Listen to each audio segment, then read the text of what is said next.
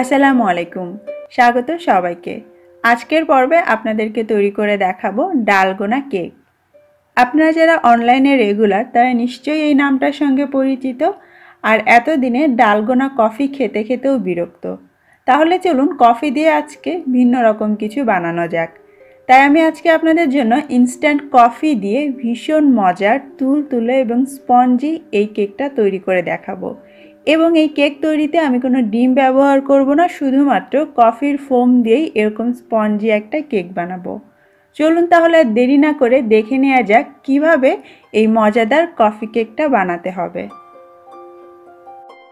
প্রথমেই একটা মিক্সিং বোলের মধ্যে আমি নিয়ে নিচ্ছি হাফ কাপ পরিমাণ চিনি, সেই সঙ্গে দিচ্ছি 1 টেবিল চামচ পরিমাণ ইনস্ট্যান্ট কফি, আমি নেসক্যাফে নিয়েছি, এবং কফিটা গলানোর জন্য দিয়ে দিচ্ছি 1 টেবিল চামচ পরিমাণ গরম পানি।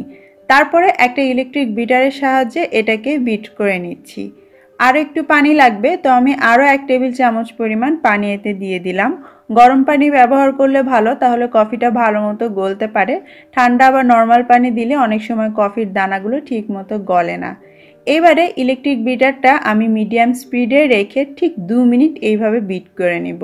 ভিডিওতে নিশ্চয়ই দেখতে পাচ্ছেন কিভাবে আস্তে আস্তে এই কফির মিশ্রণটা এরকম ফোম হয়ে যাচ্ছে। আপনি চাইলে হ্যান্ড হুইস্কও ব্যবহার করতে পারেন, তবে সেক্ষেত্রে আপনার টাইমটা বেশি লাগবে, প্রায় 15 থেকে 16 মিনিটের মতো। আর ইলেকট্রিক বিটার ইউজ করলে খুব তাড়াতাড়ি কাজটা হয়ে যাবে।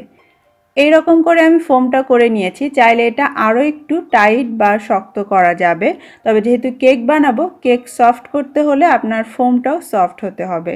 এবারে আমি এর মধ্যে দিয়ে দিচ্ছি 1/4 কাপ তেল। আপনি চাইলে মেল্টেড বাটারও দিতে পারেন। আর যদি আপনারা ডিম দিয়ে এই কেকটা বানাতে চান, তাহলে এই পর্যায়ে একটা মাঝারি সাইজের ডিমও দিতে পারেন। তবে ডিম ছাড়াই এই কেকটা কিন্তু অনেক ভালোভাবে তৈরি করা যায়। আধা মিনিটের মতো আবারও একটু মিক্স করে নিলাম। এইবারে আমি এর মধ্যে দিয়ে দিচ্ছি হাফ কাপ পরিমাণ গরম দুধ। দুধটা এমন গরম থাকবে যে আঙুল দিয়ে ছোঁয়া যাবে, অর্থাৎ কুসুম গরমের থেকে একটুখানি বেশি।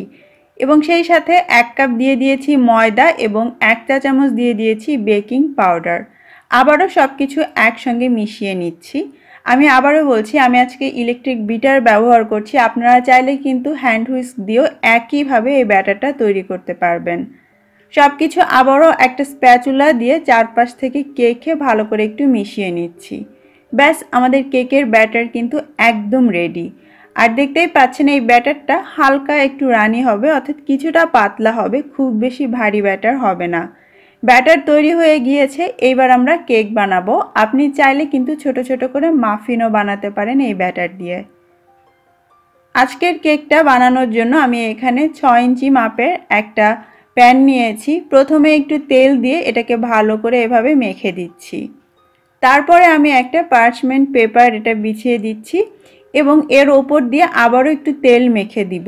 এতে করে এই পেপারটা বাটির গায়ে খুব ভালোভাবে আটকে থাকবে। যখন আমরা ব্যাটার ঢালবো, ব্যাটারটা এর নিচে দিয়ে চলে যাবে না। এবারে এর মধ্যে আমাদের সেই বানিয়ে রাখা কফি কেকের ব্যাটারটা ঢেলে দিচ্ছি। আপনার বাটি যেমন হবে সেই আন্দাজে আপনি বাটির মাঝামাঝি পর্যন্ত ব্যাটারটা ঢালবেন, কারণ কেকটা কিন্তু অনেকখানি ফুলবে। তো আপনি যদি পুরো বাটি ভরে ব্যাটারটা ঢালেন, তাহলে কিন্তু কেক হওয়ার পর এটা উপচে পড়ে যেতে পারে। এবারে এটাকে ভালো করে একটু ট্যাপ করে নিব, যাতে ভেতরের বাবলগুলো কিছুটা দমে যায়। তারপর আমি এটাকে বেক করে নিয়েছি 180 ডিগ্রি সেন্টিগ্রেডে ঠিক 25 মিনিটের মতো। এবং আপনি চেক করবেন, যতক্ষণ না মাঝখান থেকে টুথপিকটা ক্লিন আসছে ততক্ষণ আপনাকে বেক করতে হবে। বাটির সাইজ হিসেবে এই সময়টার কম বেশি হতে পারে, এবং আপনি যদি চান তাহলে চুলাতেও কিন্তু কেকটা বেক করতে পারবেন। বাটিটা কিছুটা ঠান্ডা হলে তারপরে একটা স্প্যাচুলা ঢুকিয়ে চারপাশ থেকে একটু আলগা করে নিয়ে আমি কেকটা বের করে নিলাম। কেকটা কিন্তু এখনও বেশ গরম আছে। এবারে আমি ওপর থেকে এই কাগজটা তুলে ফেলবো। দেখতেই পাচ্ছেন কত সুন্দর দেখতে হয়েছে আমাদের কেকটা। এবার আমি আপনাদেরকে একটু দেখাচ্ছি, দেখুন কত সুন্দর তুলতুলে এটা। এটা নিচ থেকে দেখতে এই টাইপের হবে, আর ওপরটা হবে এরকম। আপনি চাইলে ওপরে একটু সুগার সিরাপও ব্রাশ করে দিতে পারেন, যদি আপনি গোটা কেকটা সার্ভ করতে চান। আমি এইভাবে কেকটা সার্ভ করব না, আমি ওপরের যে অসমান অংশটা হয়েছে অর্থাৎ যেটা ফুলে উঠেছে এবং ফেটে গিয়েছে সেটাকে আমি এইভাবে কেটে আলাদা করে নিচ্ছি। আপনি যদি চান তাহলে বার্থডে কেক বানাতে পারেন, এটা দিয়ে স্লাইস করে নিয়ে ভেতরে ক্রিম দিয়েও সাজাতে পারেন। এই অংশটা আমি সরিয়ে রাখছি, তবে এটাও কিন্তু খেতে অনেক মজা, কারণ একই কেক। এবার আমি এটাকে উল্টে দিচ্ছি।